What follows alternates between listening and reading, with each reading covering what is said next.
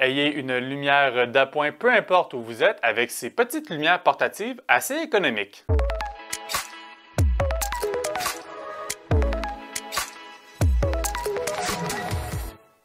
Les lampes de poche, c'est un marché quand même maintenant on se dit c'est-tu tant pertinent maintenant qu'avec notre téléphone intelligent, on peut utiliser la fameuse fonction de lampe de poche sur le fameux téléphone. Seulement, il y a des circonstances dans lesquelles c'est pas toujours super pratique d'avoir son téléphone.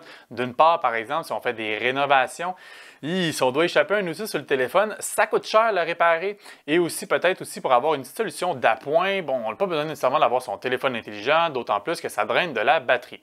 Et là, la compagnie Olight, auquel on vous a déjà parlé de leur lampe de poche, et si jamais vous voulez en savoir plus justement sur ces lampes de poche-là, on a les lignes des chroniques plus bas dans celle-ci. Ils nous ont donc envoyé deux petites lampes portatives qui, de première vue, on s'est dit comme qu'est-ce qu'il y a de nouveau dans des lampes de poche, mais franchement, elles sont particulièrement intéressantes dans certaines circonstances et surtout parce qu'ils sont pas chers. On va commencer par celle-ci, c'est la Olight O-Bulb. Ça le dit, c'est un petit bulbe. Et donc, petite lumière qui coûte 40 $.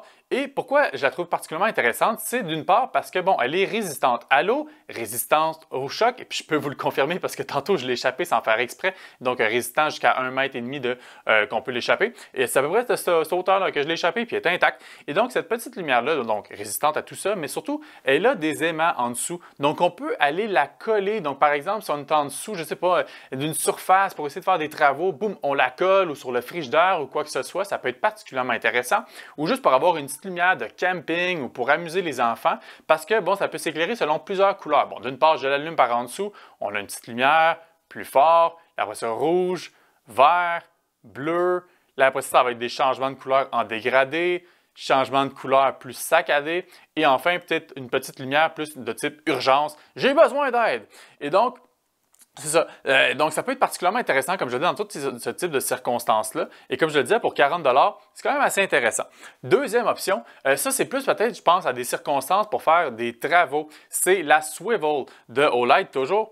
Et donc, petite lumière avec un trépied. Donc, par exemple, je pense dans une situation en dessous d'un évier, en dessous de... peu importe, puis on a besoin d'avoir de la lumière. Donc, ça, c'est particulièrement intéressant. Et donc, on a deux lumières là-dessus. On a la première ici, et ça l'éclaire vraiment fort. On parle de quand même 400 lumens, ça éclaire jusqu'à 80 mètres. Puis vraiment, là, moi, c'est la raison pour laquelle on vous en a déjà parlé des lumières Olight, parce que ça l'éclaire vraiment très fort. Et donc, on a celle-ci, mais on a également cette lumière-ci qui, justement, comme je le disais, à partir du moment qu'on l'a apposée sur le sol ou quoi que ce soit, on va pouvoir, après ça, ajuster selon l'angle pour pouvoir avoir l'éclairage qu'on a besoin.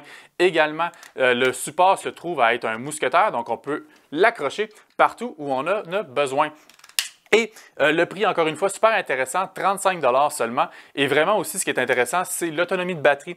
On parle de 40 heures d'autonomie de batterie pour le O-Bulb et de 90 heures d'autonomie pour la Swivel. Les deux se rechargent via USB. Pour la O-Bulb, on a carrément un petit support aimanté sur lequel on le met pour pouvoir le recharger, alors que du côté de la Swivel, on a un port USB-A qu'on va rebrancher dans le USB pour pouvoir la recharger. Les deux prennent environ 1 heure, 1 heure et demie pour les avoir à 100%. Si jamais vous voulez en apprendre plus sur ces lumières-là ou bien les acheter en ligne, tous les détails, tous les liens se trouvent plus bas dans la chronique.